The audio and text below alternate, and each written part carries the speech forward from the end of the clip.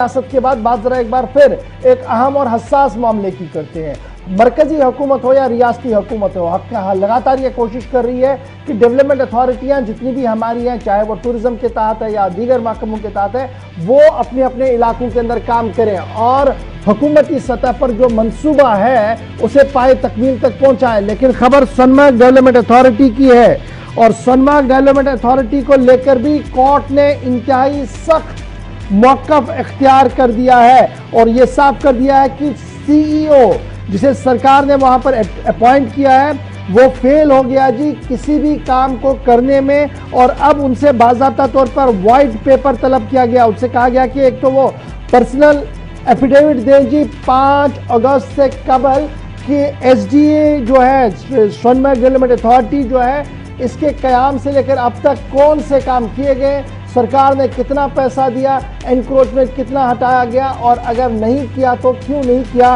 ये तफसीली खाका जो है मांगा है ऑनरेबल हाई कोर्ट ने। एक बड़ी डेवलपमेंट है सोनमर्ग डेवलपमेंट अथॉरिटी के हवाले से और सोनमर्ग डेवलपमेंट अथॉरिटी को लेकर ये बात हुकूमती सतह तक पहुंचाने के लिए डीसी राणा जो एडिशनल एडवोकेट जनरल है उनसे कह दिया गया है कि अगर इसी तरीके के हालात रहे तो वो जरूर ये रिमार्क्स देंगे कि सरकारी खजाने पर ये वाइट एलिफेंट है और इस वाइट एलिफेंट को बंद होना चाहिए, यानी जब कोई काम नहीं होगा तो इसको चलाने का कोई फायदा नहीं है। सीधे श्रीनगर जहां से सईद तजम्मुल हमारे साथ है इस बड़ी खबर पर, क्योंकि डेवलपमेंट अथॉरिटियों का कयाम सीधे सीधे से हम मानते हैं टूरिज्म के साथ है और जब हम सोनमर्ग की बात करते हैं तो इस बार सूबाई इंतजामिया से लेकर महकमा सयाहत काफी कमर कस चुका था कि सयाह किसी न किसी तरीके से सोनमर्ग आए रुके ताकि उस एरिया को भी डेवलप किया जाए। लेकिन अदालत ने जो रिमार्क्स दिए हैं, सईद तजम्मुल क्या क्या रिमार्क्स के अंदर है और क्यों ये रिमार्क्स लगाए गए अदालत की तरफ से?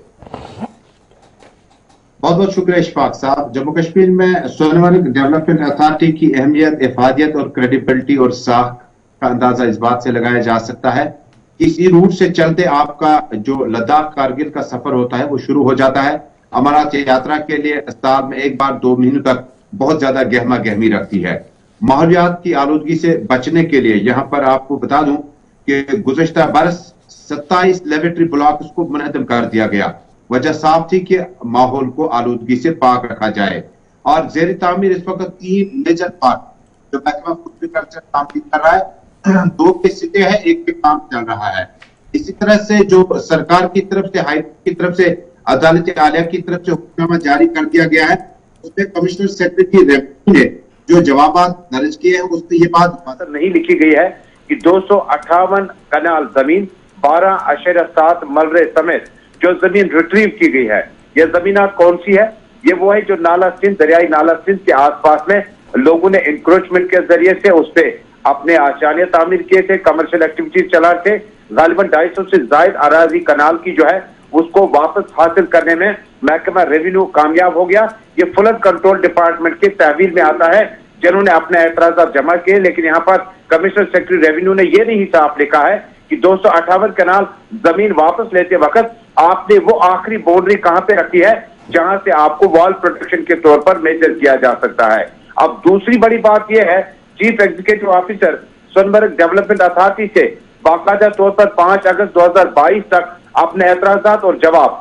वापस भेजने का हुक्म दिया गया है। कुछ दिन पहले आपको याद होगा कि जम्मू कश्मीर के चीफ जस्टिस इलाकों के दौरे पे खुद रवाना हुए, जहां पर आबी पनाहगाहों के साथ साथ यहाँ पर आपको निजामी कार्रवाई के दौरान किन चीजों का ख्याल रखना है, लेबोरेटरी ब्लॉक और मुख्तलिफ डेवलपमेंट प्रोजेक्ट हाथ में लेने के लिए कई मालूमात को, ग्रीन बैलेट को, और उसके बाद कुछ वो जगह जहां पर आपको जमीन खिसकने के बाद नुकसान का इस्तेमाल हो, उस पर चीफ जस्टिस ने बड़ा संजीदा नोटिस लिया और नोटिस लेने के बाद चीफ जस्टिस ने यह भी तजवीज की है, यह भी रिकमेंड किया है कि अगर हमें समझ नहीं आया कि सीईओ और सोनमर्ग डेवलपमेंट अथॉरिटी की तरफ से जो इल्जाम उठाए गए हैं वो नाकाफी हैं या उन्हें समझने में वो कासिर हैं, तो शायद इसको, इस अथॉरिटी को बंद किया जा सकता है। लेकिन मैं आपको बता दूं कि इस वक्त जो मेजर प्रोजेक्ट इस एरिया में चल रहे हैं, किन किन प्रोजेक्टों को लेकर बड़ा तशवीश लाहक है, जिसमें आपका जेड मोड टनल है, उस पर भी माहौलियात का असर है, उस पर भी बराबर लगातार हाई कोर्ट और मुख्तलिफ डिपार्टमेंट की नजर है। Zoji La tunnel,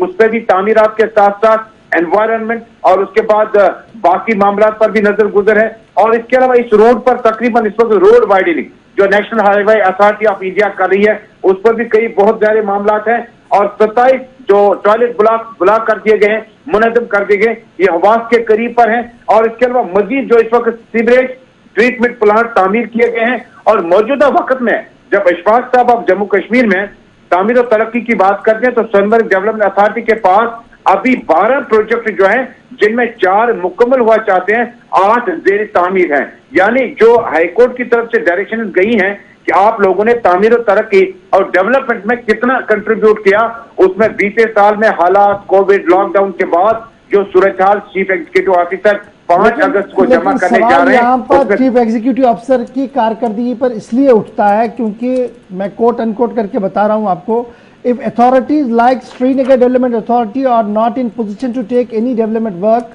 the court will recommend to the government for winding up of such authority, as there is no use to keep white elephant of such purpose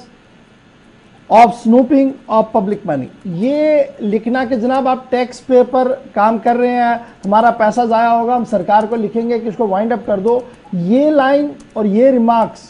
किसी भी अफसर के लिए और किसी भी डिपार्टमेंट के लिए सही नहीं है अगर अदालत की तरफ से आते हैं। तो डेट मीन्स कि जो डेवलपमेंट प्लान एक्टिवेशन थी वहां पर वो हुई नहीं है, जो डिमार्केशन करनी थी वो हुई नहीं है, और असली रसूख या यही है कि चलिए यहाँ आना किसने है तो काम चलाया गया। अब कोर्ट ने इस पर फटकार लगाई है। बिल्कुल, देखें जिस वक्त अदालत आलिया ये डायरेक्शन दे रही है कि फौरी तौर पर ये जानने की कोशिश की जाए, फीडबैक हासिल किया जाए, 5 अगस्त 2022 तक मुतल्लिका अफसरान ने ये रिपोर्ट वापस सबमिट करनी है। और अदालत के आलिया के इस हुक्म के बाद जिस वक्त आप ग्राउंड जीरो पे तामीर और तरक्की की बात करते हैं तो सोनमर्ग डेवलपमेंट अथॉरिटी को अभी तक तामीर और तरक्की में हाई कोर्ट को तरफ से जो PIL दर्ज किया गया था उसमें नाकाफी बताया गया है। लेकिन गवर्नमेंट इसके रद्दमंद में अपना जवाब किस तरह से देगी? सोनमर्ग डेवलपमेंट अथॉरिटी, क्योंकि इशफाक साहब ये वो रूट है जहां पर आपको एनवायरनमेंट गुलमर्ग, पहलगाम और बाकी जगहों के साथ साथ ज्यादा इसका एहतियात रखा जाता है। और बहुत सारे केसेस इस इलाके में हैं जो लिटिगेशन में है, जो मुकदमबाजियों में अभी तक लगे हुए हैं, जिसमें पार्कस हैं, प्रोजेक्ट्स हैं, लेबोरेटरी ब्लॉक्स हैं और बाकी चीजें हैं। लेकिन ओवरऑल इस एक बड़ी खुशाइंदा बात यह है कि जहां तामीर और तरक्की ना हो वो हाई कोर्ट में आप PIL दायर कर सकते हैं, मुतल्लिका अफसरान से पूछताछ की जा सकती है ताकि विकास का जो फार्मूला गुज़श्ता एक बरस से थोड़ा सा मुतासिर रहा और गुज़श्ता एक साल से जो सोनमर्ग डेवलपमेंट अथॉरिटी का मैन एंड मशीनरी वहां एक ही जगह पर खड़ा रहा, टूरिस्टों की भी होस्ट कर रहा है। लेकिन जो इस तरह की डायरेक्शन आ रही है इसे कहीं ना कहीं इंतजामिया को और जवाबदेह बनाने के लिए अवाम के लिए बहुत बड़ा शुक्रिया जी ज्वाइन करने के लिए। कल अदालत ने DC राणा जो एडिशनल एडवोकेट जनरल है उनसे कह दिया है कि वो 11 अगस्त 2021 से कबल मीटिंग करें जी और बाज़ाब्ता तौर पर इंश्योर करवाएं कि मीटिंग हो और उसमें डिटेल सारी आए सामने ताकि अदालत को पता लगे कि किस तरीके का काम वहां पर हो रहा है। एनक्रोचमेंट एक बड़ा मामला है